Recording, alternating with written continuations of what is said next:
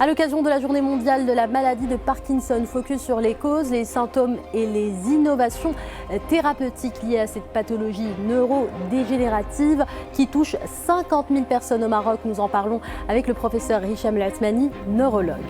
Et la journée mondiale de la maladie de Parkinson, placée cette année sous le signe du renforcement de la sensibilisation, focus sur les souffrances qui accompagnent cette pathologie neurodégénérative.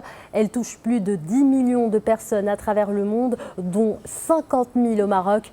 Au-delà de la prise en charge médicale, l'accompagnement et le rôle de l'entourage restent essentiels pour mieux vivre avec cette maladie au quotidien. Isa Charqi et Mohamed Hima. C'est un trouble neurodégénératif qui affecte le cerveau et le quotidien des patients à plusieurs niveaux. La maladie est de Parkinson. Elle nécessite bien plus qu'une prise en charge médicale. En effet, l'accompagnement des associations y joue un rôle clé, notamment à travers les activités parfois artistiques qui aident les patients à mieux vivre avec la maladie. C'est une maladie qui est chronique, qui touche les noyaux gris centraux et c'est un manque de dopamine dans le cerveau. Et les patients ont souvent des problèmes de contraction musculaire, d'hypertonie, de lenteur du mouvement, de tremblement.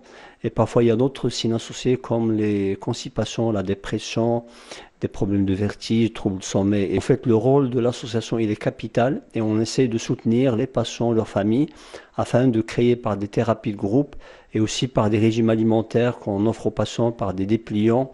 On a aussi des patientes et des patients qui ont des dons d'art. Par exemple, on a des patients qui font des bijoux, qui font des dessins. Et vivre au quotidien avec la maladie de Parkinson s'apprend progressivement. Au-delà des symptômes, l'entourage a un rôle essentiel. Accepter, ne pas cacher et adopter les bons comportements pour accompagner les patients avec bienveillance. Cela fait 6 ans, voire plus, que je vis avec cette maladie. Malgré les difficultés, Dieu merci, grâce aux médecins et au respect du traitement, j'ai pu trouver un certain équilibre. C'est une maladie accompagnée de souffrances, mais avec laquelle j'ai appris à vivre. Je souffre de cette maladie depuis 2017. Au début, je ne pouvais ni parler, ni même bouger correctement la tête. Aujourd'hui, grâce à Dieu, ça va mieux. Il faut que les familles montrent que leurs proches vivent avec la maladie de Parkinson sans les cacher. Parkinson n'est pas une maladie mentale, il ne faut pas les isoler ni en avoir honte, mais au contraire apprendre à vivre avec. Il est aussi important d'éviter de leur transmettre des informations anxiogènes et privilégier plutôt les paroles positives. La maladie de Parkinson touche aujourd'hui plus de 8,5 millions de personnes à travers le monde, un chiffre en constante augmentation. Au Maroc, on estime entre 45 000 et 50 000 cas de Parkinson, avec près de 4 000 nouveaux cas diagnostiqués chaque année. Pour en parler, je reçois le professeur Hicham El Athmani, neurologue et président de la Société marocaine de la maladie de Parkinson. Bonsoir professeur. La maladie de Parkinson, on l'a dit, touche 50 000 personnes au Maroc. Quelles sont aujourd'hui les causes identifiées de cette pathologie ? Bonsoir et merci déjà pour l'invitation. Alors en fait, les causes sont un peu complexes parce que il y a beaucoup d'éléments, un petit peu de l'environnement, mais aussi des prédispositions génétiques pour développer cette maladie. Et ce qui est particulier par rapport à ces causes, en tout cas une spécificité marocaine, c'est que les travaux qui ont été réalisés par nos équipes et celles aussi de Rabat montrent qu'il y a une forte pénétrance génétique à tel point qu'au Maroc, on a le plus grand foyer de maladie de Parkinson médiée par une mutation génétique. Donc finalement, une interaction complexe entre des facteurs de l'environnement et une susceptibilité génétique qui peut être tellement importante, ce qui se passe un peu au Maroc où on estime à peu près à 40%, voire même 45% des maladies de Parkinson médiées par un gène qui est muté qu'on appelle le LRK2. Donc c'est une spécificité marocaine. Exactement, c'est une spécificité marocaine par rapport à ce qui se passe pour le Parkinson dans le monde. Mais finalement, cette mutation ne change pas, on va dire, les symptômes cliniques ni le type de la prise en charge qu'on offre aux patients. Alors, avant les tremblements qui sont évidemment visibles, quels sont les signes avant-coureurs ? Alors, d'abord, il faut savoir que ce n'est pas tous les patients qui ont une maladie de Parkinson tremblent, dans la mesure où 30% ne tremblent pas. Et aussi, il y a beaucoup d'autres causes de tremblements qui sont différentes de la maladie de Parkinson.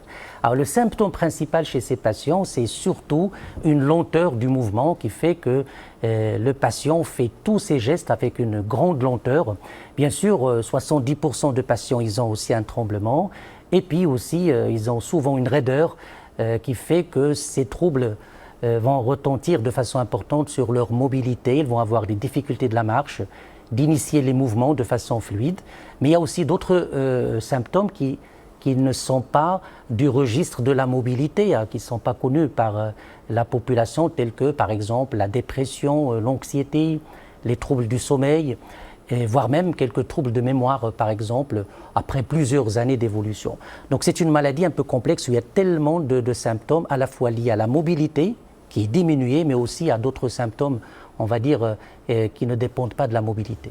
Alors une maladie complexe et un diagnostic parfois complexe également. En général, le diagnostic il est assez facile. Entre des médecins qui connaissent bien cette maladie, c'est un diagnostic clinique. C'est-à-dire, il suffit d'examiner les patients, de chercher des symptômes qui sont suggestifs et on peut dire que ce patient il a une maladie de Parkinson sans aucun problème. C'est une maladie dont le diagnostic il est clinique. Et c'est vrai que dans certaines situations, notamment lorsque ça survient chez les personnes jeunes, par exemple de la quarantaine, ce qui est possible mais rare, on peut avoir des difficultés pour diagnostiquer cette maladie, mais dans l'ensemble, ce n'est pas tant le diagnostic qui pose problème, c'est plutôt l'évolution après plusieurs années de cette pathologie. On a l'impression qu'il est tardif. Est-ce que c'est un ressenti ou... Quelque part, oui, c'est un diagnostic qui peut être tardif lorsqu'il n'y a pas de tremblement. Hein, parce que lorsqu'il y a un tremblement, généralement, le médecin et le patient ils sont alertés par ce symptôme qui est visible. Et du coup, le diagnostic est fait rapidement. Mais lorsqu'il n'y a pas de tremblement, souvent, il y a des retards diagnostiques. Alors, enfin, sur le plan thérapeutique, où en est-on aujourd'hui? Quelles sont peut-être les grandes avancées en la matière? Alors, rapidement, le traitement, surtout des premières années, ça améliore très nettement les patients. On remplace la dopamine qui manque. Et généralement, les patients se sentent très bien pendant des années. Mais la problématique, c'est après quelques années, ce tremblement ne permet plus une efficacité soutenue pendant la journée. Il y a aussi des mouvements involontaires qui apparaissent. Et du coup, il y a des traitements un petit peu qu'on appelle de seconde ligne, donc des traitements innovants, tels que parfois le fait de donner par des pompes un produit qu'on appelle l'apomorphine, ou également surtout la stimulation cérébrale profonde qui est présente dans la plupart des villes marocaines. Il y a des équipes spécialisées au Maroc pour ça et c'est une technique qui est faite depuis une vingtaine d'années. On n'opère pas tous les Parkinsoniens, il y a des critères de sélection bien définis et le principe c'est d'implanter des électrodes dans des noyaux très bien mesurés au millimètre près au niveau des endroits qui sont enchâssés un petit peu dans la profondeur du cerveau et une fois on met ces électrodes, on évalue le patient alors qu'il est éveillé pendant l'acte opératoire pour confirmer qu'on est bel et bien exactement au niveau de cette position et on met en place une source de stimulation électrique qu'on adapte régulièrement et les symptômes s'améliorent de façon très nette. Alors, il faut savoir, comme ce que j'ai dit, que souvent, il y a beaucoup de patients qui partent ailleurs en dehors du Maroc. Il faut savoir que c'est une technique qui est disponible au Maroc. Il faut juste demander au neurologue traitant de conseiller le patient d'aller vers des équipes qui font ce genre de chirurgie. Et souvent, on explique aux patients avant quels sont les symptômes qui vont être améliorés, les symptômes qui ne vont pas être améliorés, ce qui est tout à fait possible, et les quelques exceptionnelles complications. Et généralement, le patient, il comprend très très bien, avant même de faire le geste, quelle serait l'amélioration qui va être retrouvée en fin de procédure chirurgicale. Donc des techniques disponibles au Maroc, voilà qui est rassurant pour les patients. Merci beaucoup, professeur Hicham Lasmani. Je rappelle que vous êtes président de la Société marocaine de la maladie de Parkinson. Merci beaucoup.